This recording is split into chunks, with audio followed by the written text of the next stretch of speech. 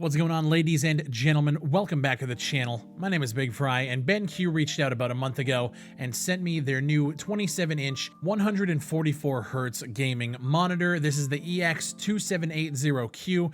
Now, as always with all of my videos, I always approach them from a consumer, from a gamer perspective. So as somebody who would be going in and buying this monitor, is this thing worth its weight in gold? Currently, the price on their website is listed at $449, but when you go into Amazon and Best Buy, you're usually paying about $500 to $600. So anywhere in that range, I actually think $449 is a solid price for this monitor. Now, everybody has a different preference when it comes to monitor design and features that come with them. My preference is, you guys probably don't know, as this is my first time doing this, my preference is very thin bezels. And when you pull this monitor out of the box, the first thing you notice is this copper finished huge bar on the bottom of the monitor. Every other bezel around it, it looks pretty thin, but when you get to that bottom, it's definitely a chunky boy. And the reason for this is because it comes built in with a set of speakers. Now, for me personally, when I buy gaming monitors and when I game on PC, and that's the primary use, is gaming and video editing, I usually listen to all of my audio through a headset, through a mixer, and that's usually it. When it comes to speakers, I don't really have any connected to my system. For those people who want to have a speaker system connected and might not have the desk space for it, I could understand how this might appeal to you, but for me personally, this is just not something that I'd be looking for when I'm buying a monitor. Now, this monitor also comes with a remote that you can use to change inputs, as well as the volume, essentially like a little TV on your desk. However, there is a little knob at the bottom left corner of the monitor, just underneath it. You can kind of scroll. If you're right there, you don't need to use the remote. You can just kind of change the volume, and it works pretty well. Now, the speakers themselves, again, I don't really expect much quality when it comes to like built-in monitor speakers. These ones aren't bad. They're nothing to write home about. They do sound okay in most scenarios. I played games on this monitor as well as watched like stuff like Netflix or watched a movie, and it's okay.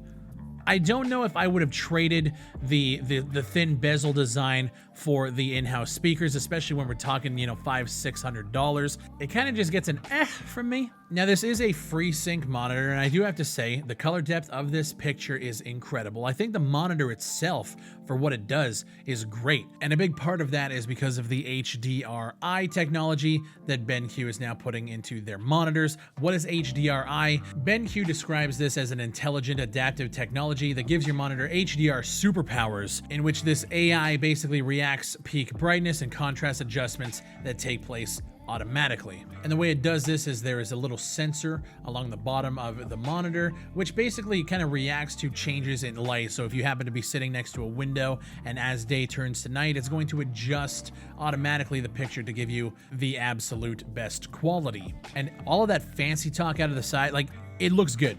I've used other monitors in the past. I have another monitor sitting right next to it. It's a little bit of a larger monitor, but again, I think the BenQ does actually have a better picture than the LG that is sitting in front of me. I use the LG because it's bigger, but this for a gaming monitor, I think would blow it out of the water. It has two HDMI ports, a display port, and a USB Type-C port as well. Now, I've seen this concern being brought up that that's not really a lot of ports, especially for the price that you're getting. For me personally, not a big deal. I use the display port. It would be nice to see another display port as well, just to give you more options, especially when we're talking about, $600-700 with all the taxes.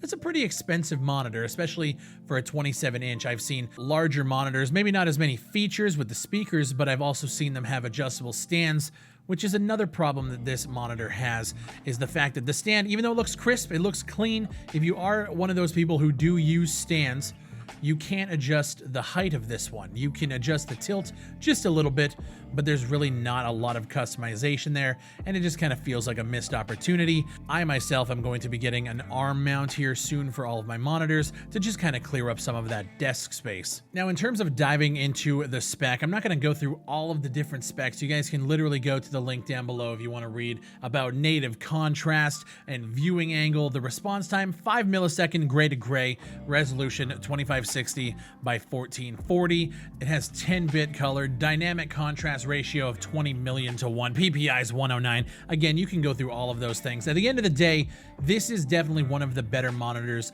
that I have seen on the market, at least the ones that I have used, purchased, or tested out in different stores. The biggest problem with this monitor that I think a lot of people are going to agree on is its price. It has a great picture, but I think the price is being jacked up because it does have the built-in speakers, the multimedia functionality. But at the end of the day, for pure and raw gaming, I don't think that a lot of people are going to be buying into that multimedia experience. And I think if this monitor was maybe a couple $100 cheaper, I would like to see it hit that $400 mark, maybe even a little bit lower if you could get it on like a Cyber Monday or a Black Friday deal.